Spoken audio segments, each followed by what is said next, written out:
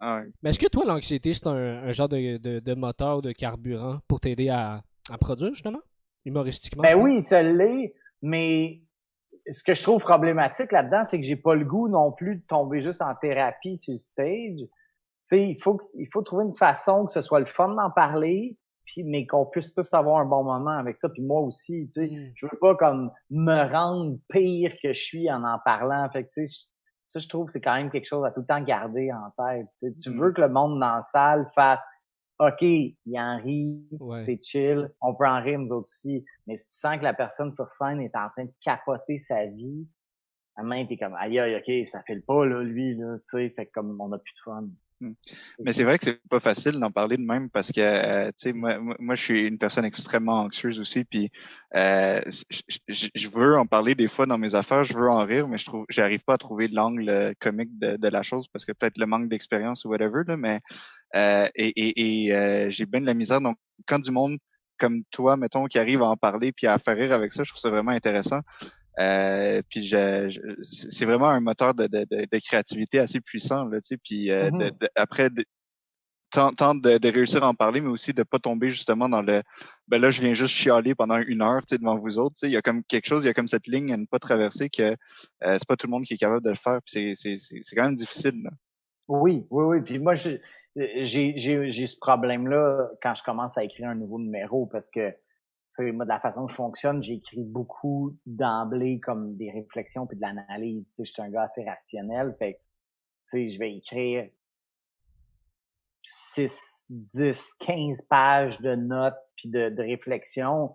Mais après ça, là, c'est trier à OK, là, ça, c'est ce que je pense ou ce que j'ai à dire là-dessus. À Ouais. cette heure, comment ça devient un numéro d'humour, tu sais? Mhm. Moi, je trouve que c'est là que, pour moi, en tout cas, avec le cerveau que j'ai, puis mon cerveau comme un peu logique, rationnel, ben c'est là où j'ai le plus de difficultés. De OK, c'est bon, t'as du jus en masse avec ton anxiété, cool, mais à cette heure, comment ça devient drôle sur scène, tu sais? Mhm. Puis Et t'as comme raison, tu sais, que si ça devient trop sérieux ou tu sais, il faut qu'on ait du fun avec toi pendant que t'en parles. C'est ça. c'est ça. Mais justement, comment tu fais pour faire le switch? Ou est-ce que tu as écrit tout ton comme un genre de dissertation, là, où est-ce que tu as tous tes arguments comme rationnels, logiques, sérieux? Comment tu fais pour en transformer en un élément comique, justement? Hmm. Euh, ben, je pense que il y a deux trucs que je trouve importants. Un, c'est que les gens relate.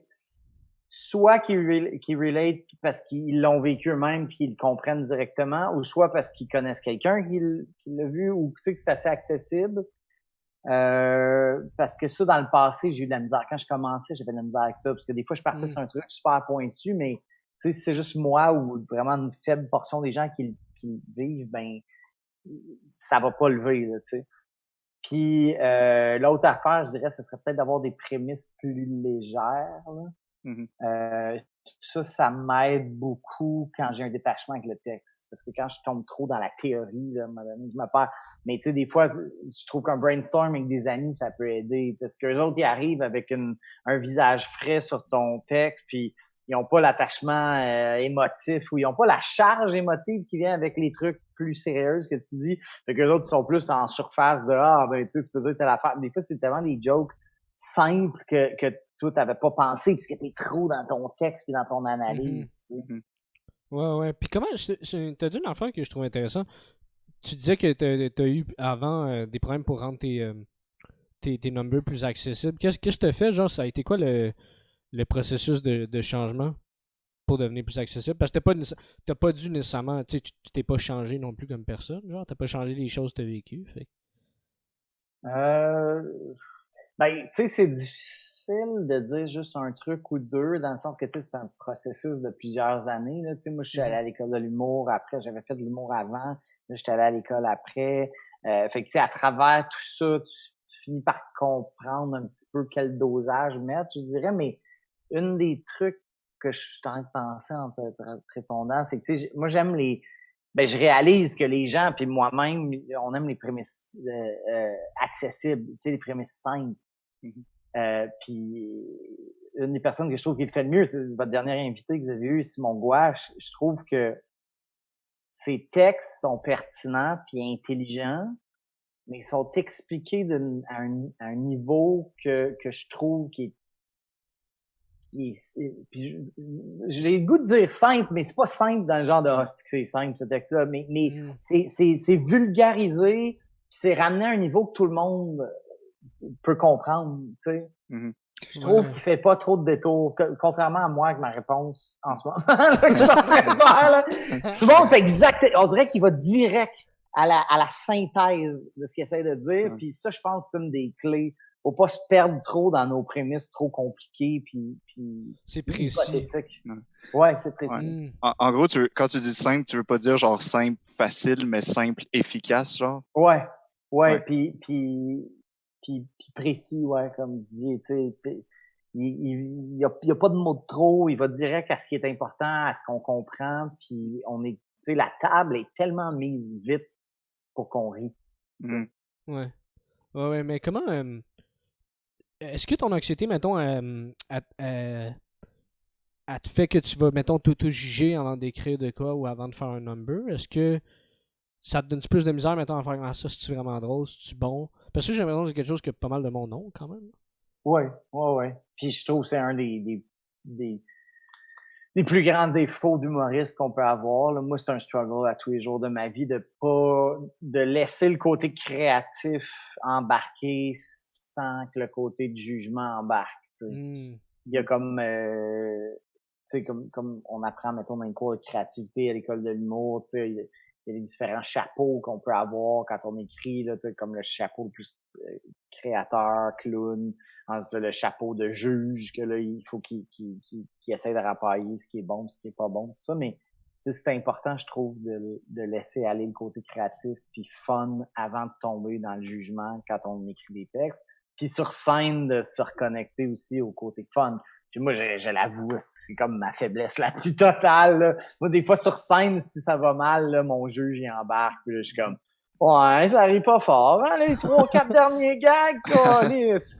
Puis je suis comme, oh non, ça, tu sais. Fait que comme, il faut que j'apprenne à tempérer ça constamment, là, que je me le rappelle. Là, ouais, ça vient affecter ta confiance et ton jeu, mettons, tout cet aspect-là de jugement, là. Hein? Tout à fait.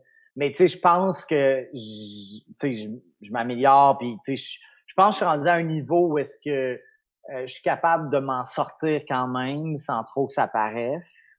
Mm-hmm. Mais c'est sûr que les gens, comme peut-être semi-consciemment, ils s'en rendent compte des fois, tu sais.